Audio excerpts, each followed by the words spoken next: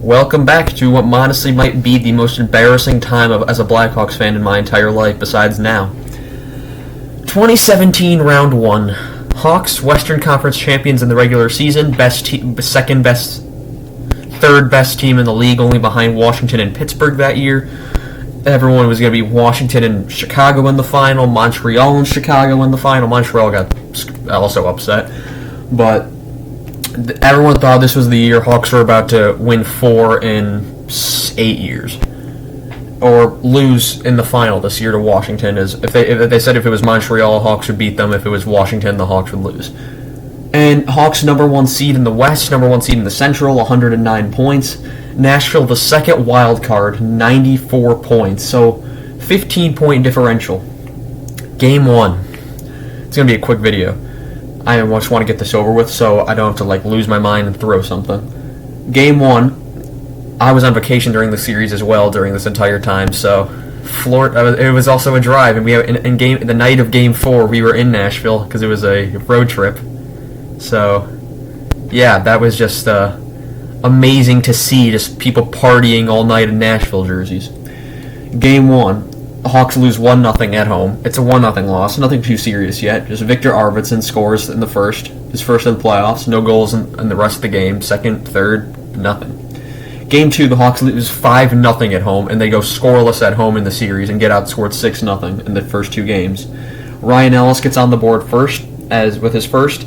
I can't even pronounce his name, I'm sorry. It's Harry Zolniacek, maybe? That's his first. Colton Sissons gets his first in the second as well, so after 2 periods, it's 3-0. Ryan Johansson and Kevin Fiala each get a goal. Kevin Fiala is on the power play as they make it 4-0 and 5-0. Game 2's done. Go on to Game 3, which might be the game that pissed me off the most.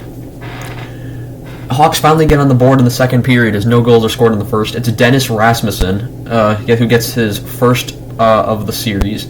And then Patrick Kane scores on the power play about 10 minutes later and have a 2-0 lead going into the third. Philip Forsberg scores not once but twice to tie the game, and then Kevin Fiala scores at overtime on a pretty fantastic move on his part. I'll give him credit for that, but it was just so unfortunate, and I knew the series was over. And we weren't in Nashville yet. I knew we were going to stop in Nashville the night of Game 4, and we were watching it on TV. Sorry about that. So they're down 3-0 going into Game 4, and I'm thinking if there's a team that could come back, it's going to be Chicago. And this did not happen in any way I ever seen, as in the first period, no goals are scored. In the second, it's Roman Josi with his first of the series. This is before he was superstar defenseman Josi. Same with Forsberg. This is before he was superstar forward Forsberg. He was a great player at the time, but he wasn't superstar level. Fiala, this is before he hit it off in whatchamacallit, in Minnesota, and Johansson, this is before he turned bad and is actually good this year again. And so in the third, Colton Sissons gets his second, and then a minute and 31 seconds later, it's Josi who gets his second, and I knew it was over. I was pissed. I was 12 years old and pissed, to say the least. Was I 12? I was 12. Jonathan Toews scores to make it 3-1 on the power play, and Victor Arvidsson gets the empty netter with his second of the series. Nashville wins 4-1. They sweep the Hawks. The Hawks this year had 8 40-point scores. Anisimov, Panik, Panarin all took huge steps forward. They were all great. Kane was good as ever. Sorry about that. My brother was being a bit loud. So, yeah, the most embarrassing time as a Hawk. And I wrote down every single person that scored a point in this series for Chicago. And Nashville, sorry about that. My brother is a dunce. Anyway, so I wrote down the points for every single Blackhawk, and I wrote down the names for the Predators who got more points than every single Hawk combined. And I wrote down all the goalies as well. So Kane, 1 goal, 1 assist, 2 points. Toews, 1 goal, 1 assist, 2 points. Rasmussen, 1 goal, no assist, 1 point. Keith, 0 goals, 1 assist, 1 point. Kruger, 0 goals, 1 assist, 1 point. Panarin, 0 goals, 1 assist, 1 point. Panik, 0 goals, 1 assist, 1 point. Nashville, Johansson, 1 goal, leads the team, 1 goal, 5 assists, 6 points. Forsberg, 2 goals, 3 assists, 5 points. Arvidsson, 2 goals, 2 assists, 4 points. Ellis, 1 goal, 3 assists, 4 points. Josi, 2 goals, 1 assist, 3 points. And Sissons, 2 goals, 1 assist, 3 points. Crawford, 0-4 with a .902 save percentage.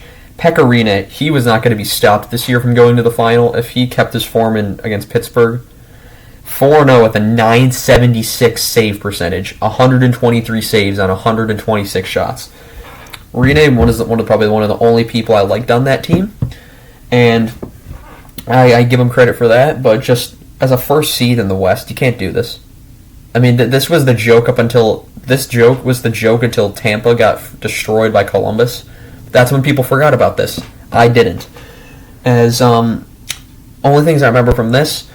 Game 1 and Game 2, Hawks were awful. Game 1, they were better. Rene stole that one. Game 2, they were awful. Game 3, they had a lead and blew it. And I think it was Game 4 or Game 3 that Keith laid a massive hit on someone. I don't remember who it was. It might have been Johansson. But he laid a massive hit on someone. I thought that was the game changer. I thought I think it was Game 3, and then people were like, okay, the Hawks are back now. They're gonna win. They're gonna win 4 in a row or something. Nothing happened. They lost, and they lost in embarrassing fashion. There's nothing else. There's no other way to put it. There is no other way to put it. But yeah, that's all I have for you guys today. We only have 2 more playoff series left now. Both happened in 2020. You got the play-in round against Edmonton, the first round against Vegas, and yeah, there's going to be a BFR and then one of the series tomorrow. And then on today's Saturday, so Monday, we'll be finishing up the playoff series.